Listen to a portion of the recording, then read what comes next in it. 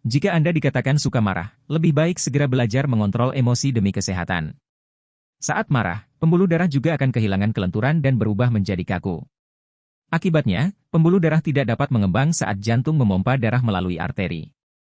Kondisi saat peredaran darah berlebih ditambah pembuluh darah kaku itulah yang menyebabkan tekanan darah meningkat dan itu sangat membahayakan diri kita.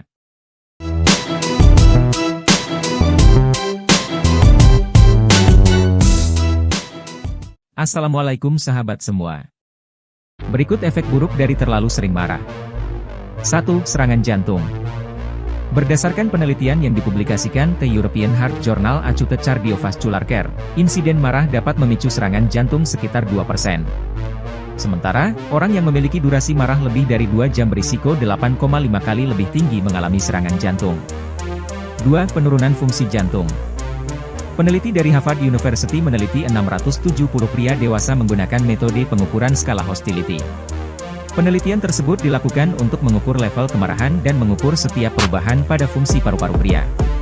Hasilnya, pria yang mempunyai level hostility tertinggi memiliki kapasitas paru-paru terburuk sehingga berisiko menurunkan kapasitas fungsi paru. 3. Stroke. Dokter yang aktif mengisi talk show tentang parenting di berbagai daerah di Indonesia mengemukakan risiko seseorang terkena stroke meningkat 3 kali lipat akibat gumpalan darah ke otak atau perdarahan di otak selama 2 jam setelah kondisi kemarahan yang meluap-luap.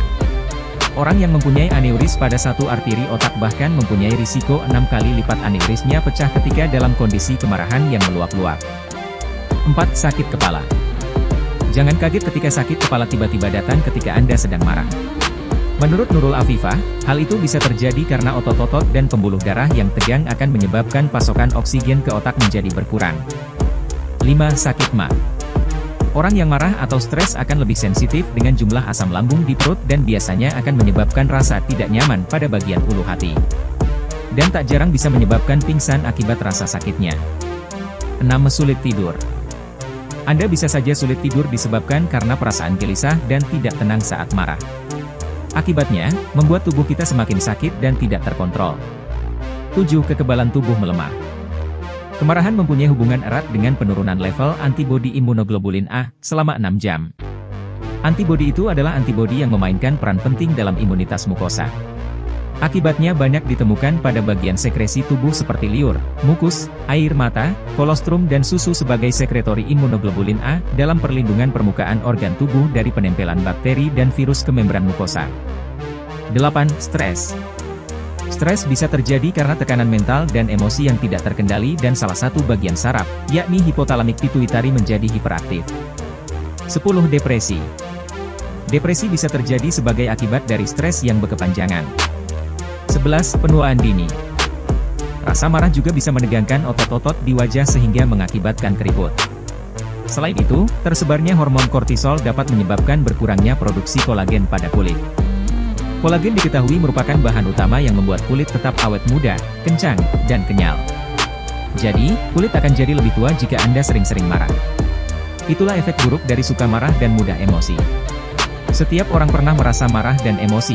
Ada beragam faktor penyebab orang menjadi pemarah, baik karena ketidakpuasan, ketidakadilan, ataupun pengaruh kesehatan. Meskipun begitu, ada banyak efek yang ditimbulkan dari kemarahan. Di antaranya memicu permusuhan dan perselisihan yang panjang. Tidak hanya itu, orang pemarah juga rawan terkena penyakit darah tinggi.